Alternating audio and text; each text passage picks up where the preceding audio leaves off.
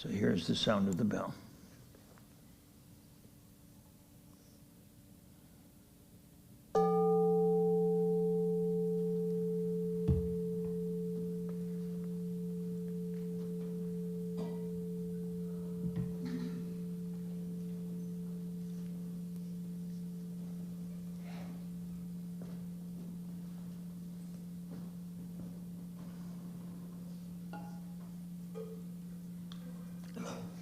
I love that bell. We have a new bell. Yes, I can still hear. Can you still hear it? Yes, Yeah, yeah.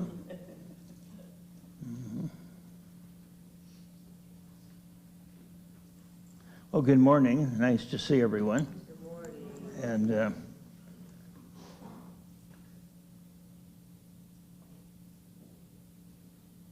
I've been teaching meditation retreats for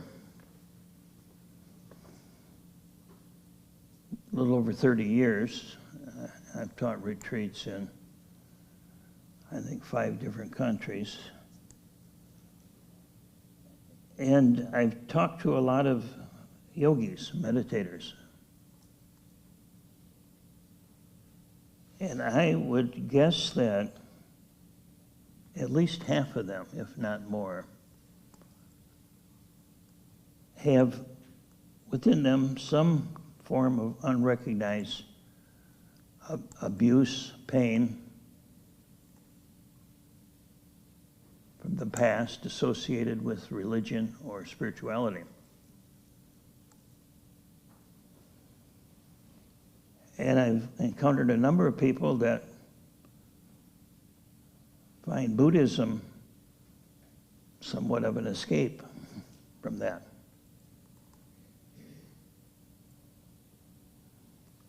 Well, I've got bad news for you. If it's there, you can't escape it.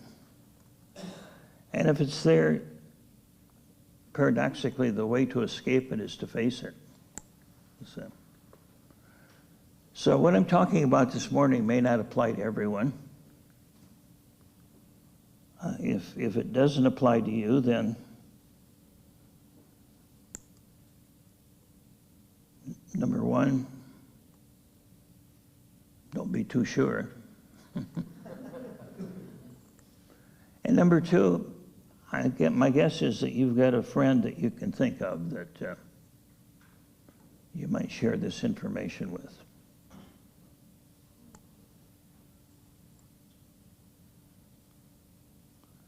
So that's something we don't hear much about, is spiritual abuse or religious abuse. I used to teach this unit on this in the seminary. And I would start out by asking the students, in the year 1900, was there any child abuse? You never read about it, never heard about it, never reported. Does that mean it wasn't there? Probably more so than ever, you say, more so than now. So there are things that, until we name them, they sort of stay in the background, like the wallpaper, you know.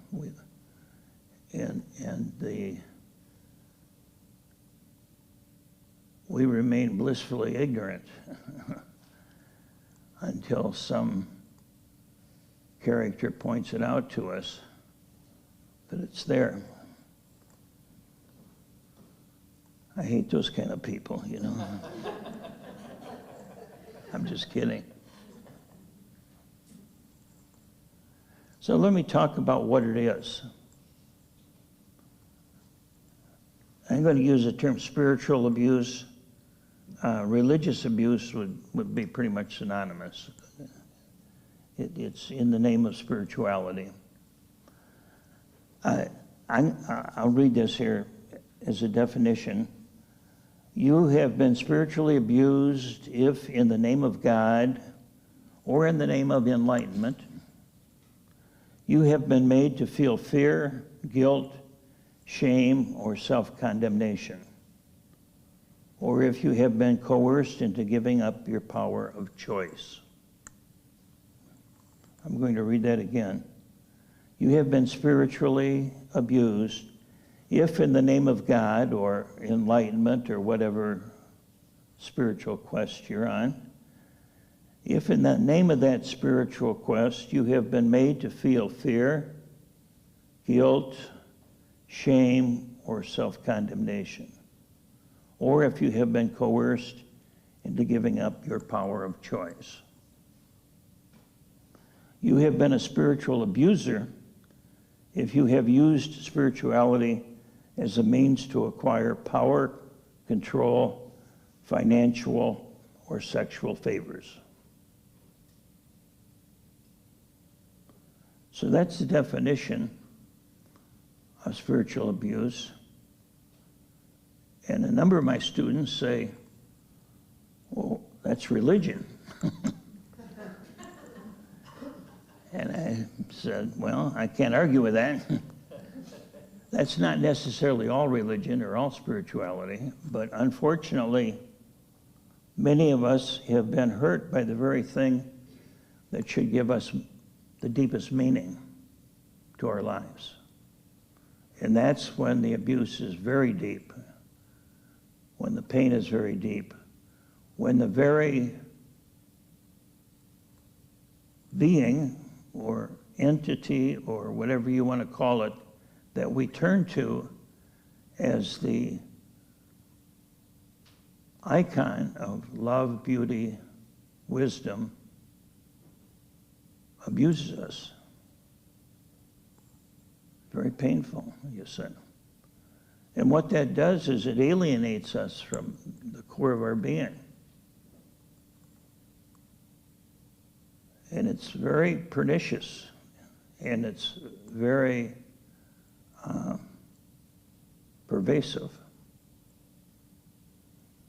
And I'm not trying to put it there if it's not there, but I'm just saying that it's in our culture.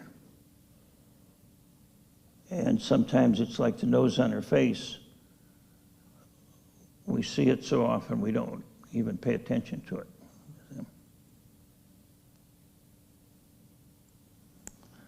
Spiritual abuse has been an integral part of our Western civilization, the history of our civilization. In the 4th century, the Christian church became the arbiter and the interpreter of the Bible, which of course was believed to be the Word of God. The clergy thus acquired godlike powers. The clergy have a franchise on the Bible,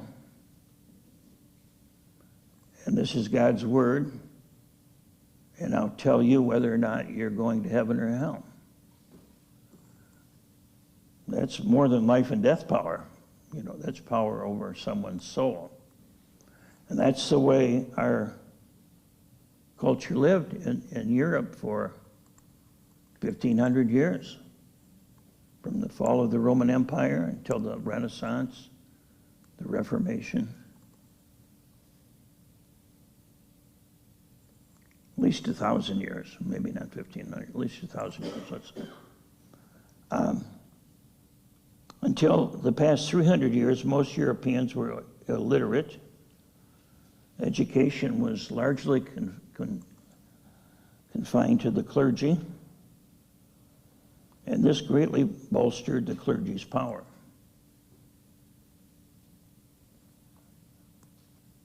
There was a time when education and religion were the same thing in the medieval times. That's why at graduation ceremonies we wear robes that all had its origin as monks' robes. If you were a student at a university, you were also a monk in training in some way. That's why the first degree you get is called a bachelor's degree. because that's a requirement at that time. Of course, it's not now. I had 2 kids when I got my bachelor's degree. But there's the church has been integrated in our culture a lot more than we realize. And again, I'm not saying that's bad, but it's something to be aware of. For centuries, the Bible has been used as a weapon, and religion has been used to justify suffering and oppression, to deter change, to perpetuate ignorance and economic privation. Then, on top of that, the doctrine of original sin says that we are born flawed, sinful. We are bad because we exist. Mankind's redemption is hopeless without God's intervention. And of course, this intervention by God is adjudicated by the clergy, which gives them, again, the keys to heaven. By the way, there's nothing in the Bible about original sin. That's not from the Bible. That's from our friend Augustine, who came up with that. After he had a wild and crazy life, then he wanted to make sure nobody else did either, so...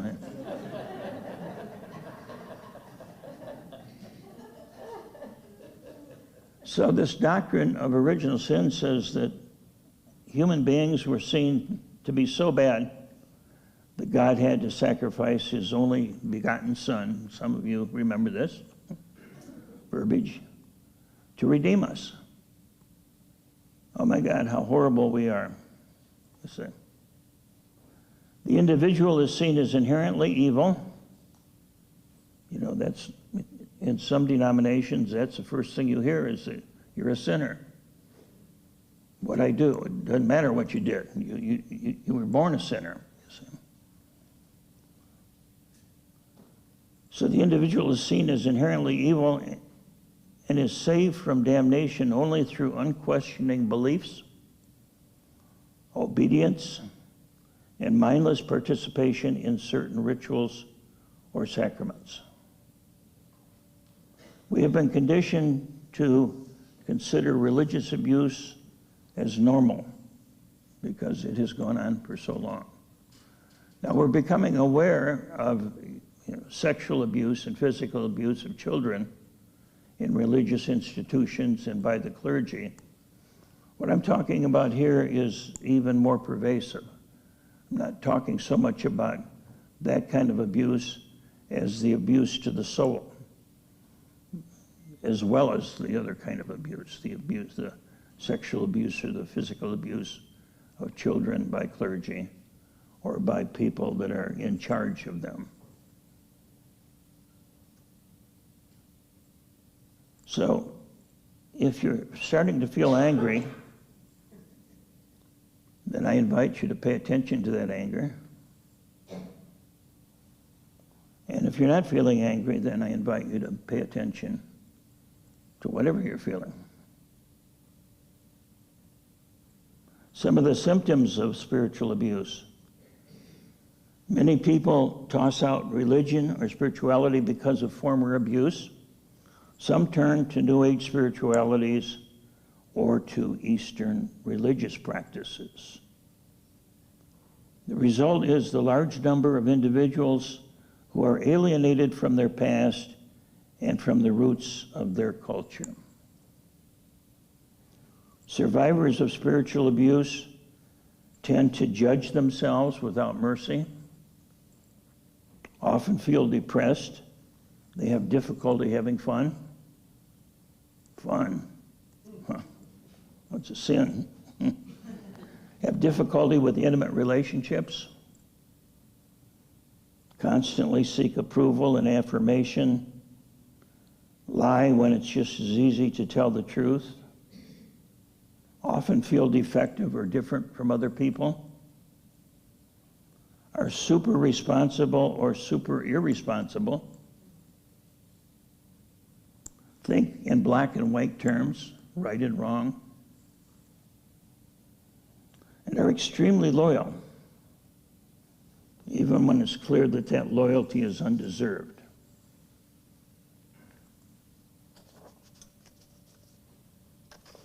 Because loyalty is part of the abuse in the sense that you're taught that if you doubt your faith, that's a sin, you see. So your will is cut off at the knees, you see. It's not like, hey, here's what I'm offering, you choose whether or not you want it. It's here's what I'm offering, and if you don't take it, you're going to go to hell forever, or whatever, you see. So the will is killed. So recovery, let's talk about that. That's the key. We have one of the best practices in the world for healing whatever issues we have. The Dharma practice, the mindfulness practice, is very healing, very salubrious, as they say. But we still have blind spots. And so this is a blind spot for many people. That's why I'm bringing this up today. So we recognize the issue. That's the key.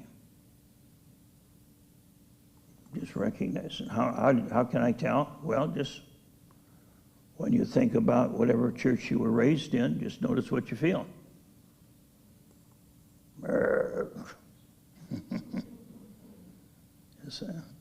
Maybe not, but maybe so. Recognize the problem, be willing to change. See, it's not about changing somebody else, it's about changing moi. Get help as needed. Identify, face, and accept your feelings. That's what's really important. What am I feeling? Am I willing to feel it completely? Discover a healthy form of spirituality. How do I recognize a healthy form of spirituality? Well, number one, it does not deny your power of choice. A healthy spirituality says you have the right to choose what you believe and what's of value to you. And number two, it affirms your basic goodness. It does not tell you that you're evil or bad.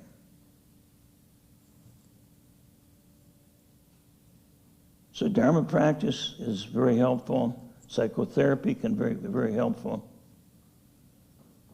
12-step programs. There's not too many around religious abuse, but some of the ACA groups, adult children of alcoholics, or those kind of groups are general enough that that's a good place you could start. But the 12-step program, there's a book by Leo Booth, Father Leo Booth, called When God Becomes a Drug. If you're interested in that, that's available on Amazon. And I want to say one thing in closing. I am not bashing Christianity or organized religion. I am not bashing it at all. The problem is not with religion, but with how it's used. All religions have served a very positive and powerful purpose. Otherwise, they wouldn't have emerged. But the problem is, human beings get a hold of that. And they use that power in a way that is very, very pernicious, very harmful. But the problem is not with religion, okay? I'm going to be real clear. I was raised Catholic, had issues with the Catholic Church, and I made peace with the Catholic Church. And I've fallen in love with the Benedictine sisters up in Atchison. I've done some training with them, and so I see the really good work that's being done. It's tremendous what has been done. In the Middle Ages, there were no social services. The government didn't step in. There was no welfare. So it was the church that started orphanages, hospitals, hostels. They started the poorhouse, they used to call it, place for the poor, orphanages. And in this country, the church was active in abolishing slavery and child labor and many other issues like that. So I want to give due to both sides. There's been a lot of harm done by religion, been a lot of good done by religion as well.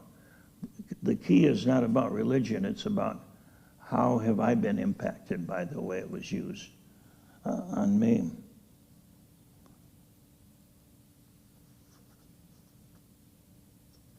And of course, Christianity is not the only abuser either. I mean, I think any religion can be abused and has been. And even Buddhism, I've seen that in the Buddhist tradition as well, in the sense of, this is more in the Tibetan tradition where there's more of a hierarchy of teachers and lamas and so forth. So we don't need to unpack that. Because once again, it's not about them, it's about how have I been impacted by it. So I invite you to be honest and at the same time recognize that you have the most powerful tool available to you for healing whatever is unhealed within you.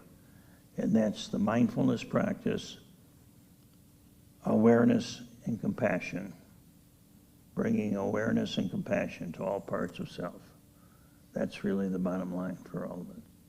So I wish you well, and I appreciate your doing the work.